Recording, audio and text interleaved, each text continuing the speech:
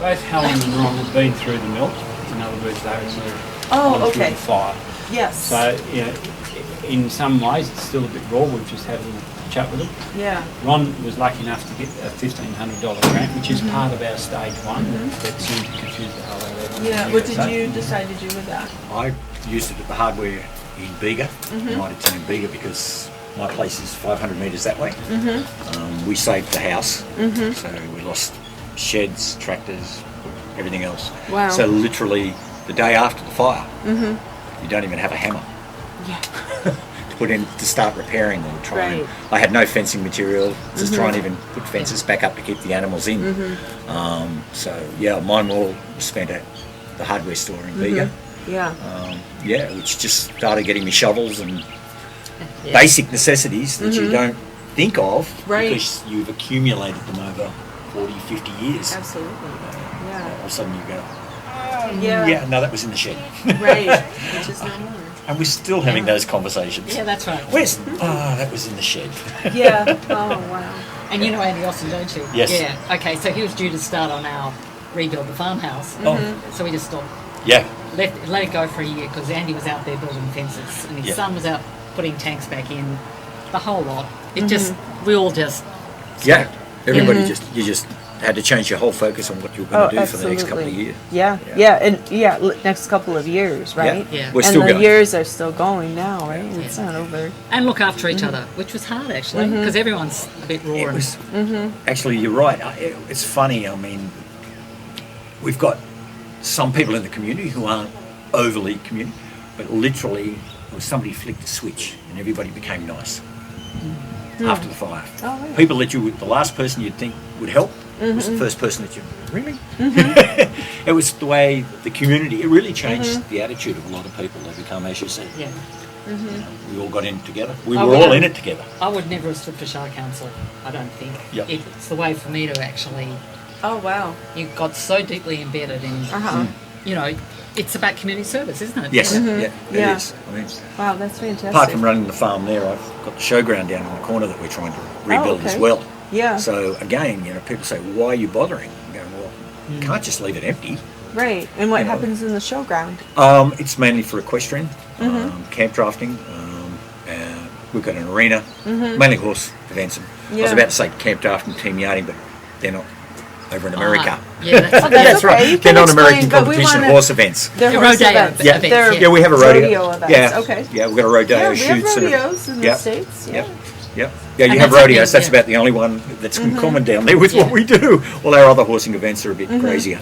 So Like we run a rodeo. Well, it used to be a rodeo down there. We've rebuilt that. Now we're building the sheds. So again, it's all about, well, it's a community thing. You can't leave it gone. Somebody will. Then the community will disintegrate again. There That's won't right. be anything there won't be anything for them to come back together to. Yeah. To go to. Yeah. And then there's all the other stuff. Everyone is now conscious because it's only now when we're also aware of it. We are going to do the disaster preparedness stuff.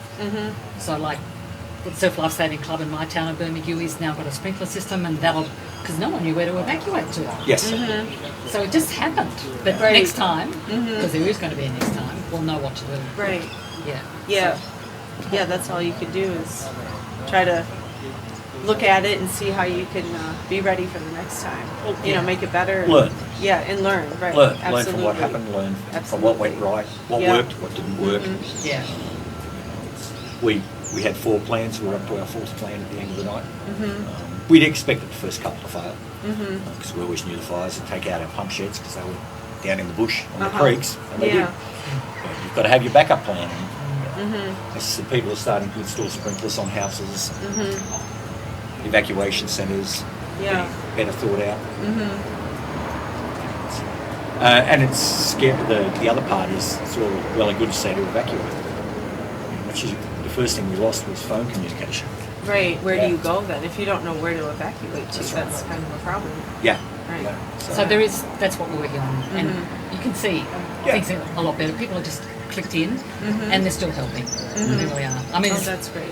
Occasionally you just wish everything had happened yesterday. When everyone in the country is rebuilding at the same time, you just got to take that. Yeah. Trying to get a tradie. Yeah, try and get a Tradie, no hope. And I mean, we're kind of the luckier ones in some ways. That we've still got people in caravans and what have you. And again, it's not just they can't build; they can't get tradesmen. Yeah. If you go up that road over there, over to Yarrie, there's still people living in caravans and tents. Yeah. Really intense. Yeah. Yeah. And we get down -6, -7 at night here. Oh my. Yeah. So They're getting there, but it's it's a long road. Yeah, it is a long road though. Yeah, definitely. I mean, most people say to me, "How you going?" My answer is, "Can't complain. Right side of the grass." I mean, that's all you can say. Yeah. What, no, don't complain about anything. Yeah. It's all good. Keep going. Yeah. Well, right. I mean, yeah, that's what you have to do. Yeah. And can I say, the international part of it, I loved it. We've done, I'm also involved in the local arts organisations. We've had a fantastic project with people in California Oh, really? that are affected by the fires. Oh, okay. Because so you could sort of know that other people are going through it, and it was like a lot of artists. empathy and sharing of this similar experience that's happening on 2 separate places on the planet. That's it was really great. We were really surprised when I heard the money came from America. I mean, I heard early on the piece, I said, "Oh, where'd this come from?" And I went, "Lions in America." Really? Right. Yeah. I mean, Well, okay, it's- they've heard about what's going on. People care. Right, We haven't yeah. been forgotten. No, and actually, I mean, the foundation that's based in the United States, just because the headquarters for the Lions are in the United States, I mean, the money doesn't really just come from America. It really comes from all over the world, because Lions clubs are all over the world. And so they donate to the foundation, because the foundation's the charitable arm of the Lions Club International. So people from all over the world donate to that foundation. Excuse me. So, Can I bring Graham Hart in? Oh, yeah. Graham, Absolutely. Graham lost his house as well. oh my, And, it's just a really good time for all 3 of them to have a chat. So. yeah. Hi. Hi, yeah, I lost the house, shed, 4 Wow. tractors and big business basically. I'm so sorry. Oh, well, it happened, but we're alive, which was lucky because I woke up at 5 to 6, and with the fires already around us type thing, and opened the back door and the heat just hit us, 55, 60 degrees temperature type thing, and I said, "Whoops, that's not good." So. But we just, me and my wife just cleared out the Bermagui, Yeah. and On the headland there. And then just drove off. yeah, and I knew the house was going to go. The flames were too close, and it was we'd rather say we're alive, and I'm rebuilding now. I'm up to the plastering stage, so not far to go now. Yeah. Are you able to do that rebuilding on your own? Or, I mean, that's a big project. So Oh, who it helps is. you? I've probably done. Well, obviously you don't do the electrical or plumbing work. I've probably done 3/4 of the other work. Wow. With a handyman, I suppose. Yeah. But, Wow. I'd underinsured, but not drastically underinsured. But, I thought I had enough, but no. But but rebuilding, but doing all the work myself, I'm saving the difference I am. Yeah. So. And I must say, the Shire's asking people to build back to good fire Yeah. standards as well. Yeah. Well, we're building back Bell 19. Yeah. Which is stupid where I am, but the fire come once, so it can come again, can't it? Well, I've got a 150-year-old weatherboard house on top of a hill, still standing. Yeah. Yeah, it was a little random about what burned and what didn't. Yeah.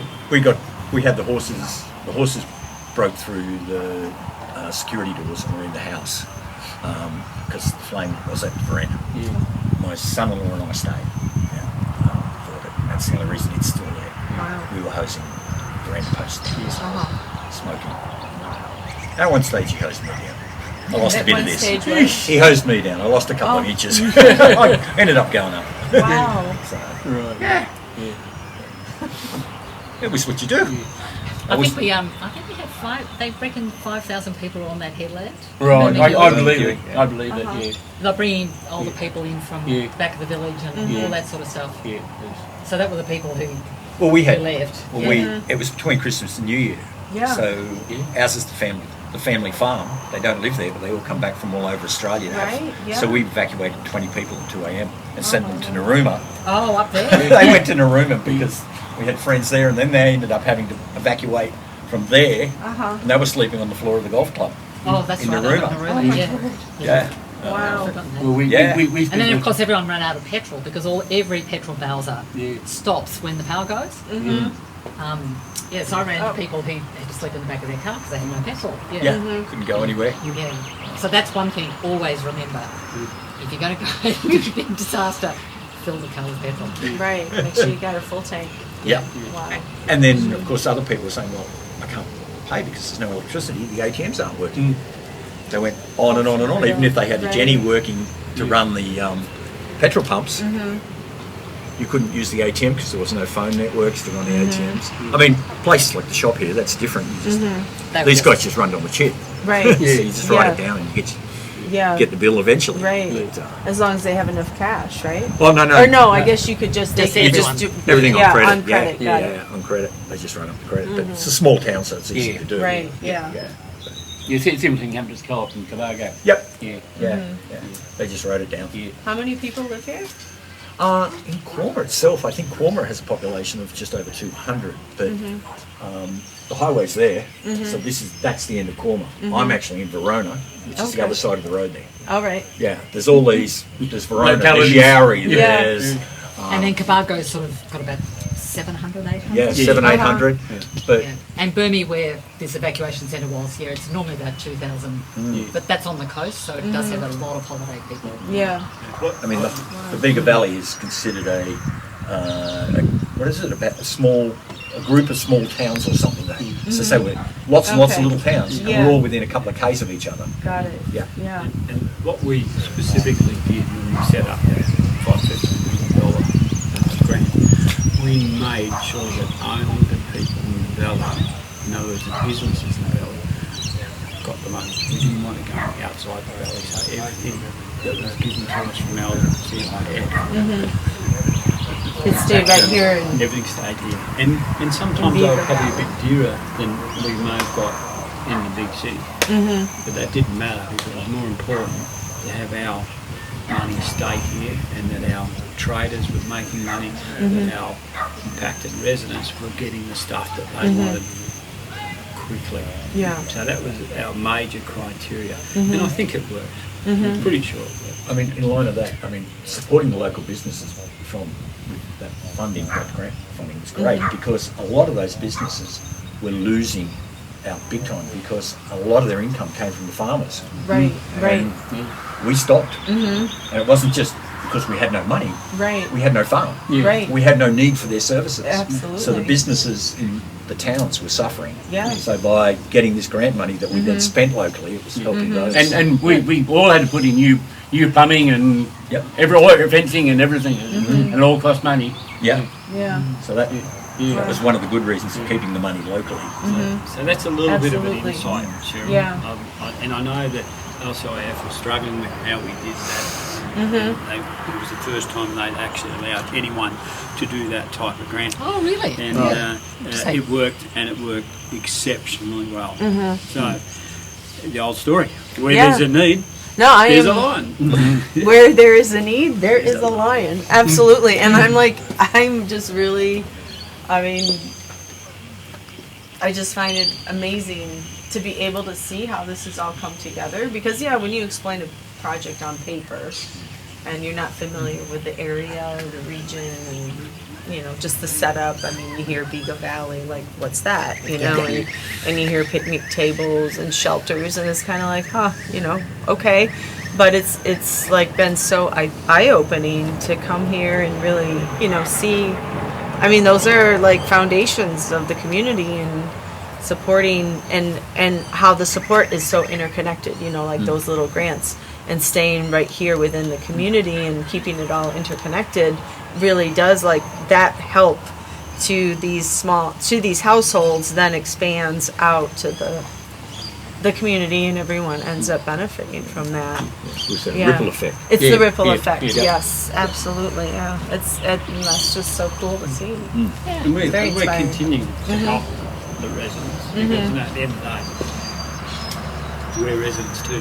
Right. The Bermagui Lions Club, the Bega Lions Club, the Marima Lions, we were all impacted in some way from that fire. And anyone that says they weren't were overseas at the time. It's as simple as that. Right. We were all impacted. And so, you know, we love, I know that I'm working with Ron in the sports ground currently on grant to assist them to get some funding. Yeah. And we will continue to do that for as long as I can draw breath. Right. So, Yeah, but then that's the beauty of the Lions, right? I mean, I'm fairly new. I started in April, so I'm just really like in awe of just the concept of how they built the whole idea of the Lions clubs. I mean, back in 1917 when they first started, and that the whole point of a Lions club was to respond to the needs of their very own community, and that the members of those Lions clubs were, I mean, they're in the community and they are working with that community around them, and that's what's important. And that, you know, when LCIF Foundation came along in 1968, that was in an attempt to start providing bigger resources for the Lions so that they could have bigger, you know, impacts on the community. So I know it's usually really cool. if there's something interesting happening around here, there's normally someone from the Lions Club. Yeah. In there. Yeah. Someone's normally getting a phone call somewhere. And creative ideas, you know. And let's Yeah. not forget too, the Lions, a lot of Lions members were impacted. A friend of mine lived up Verona Road. Yeah. From Ray the Clements. Ray Clements. From the He burning, lost everything. he lost everything. Wow.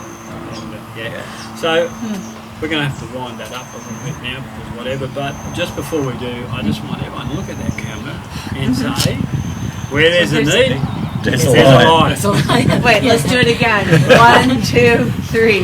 Where Where there's there's a a need, need, there's there's a a lion. lion.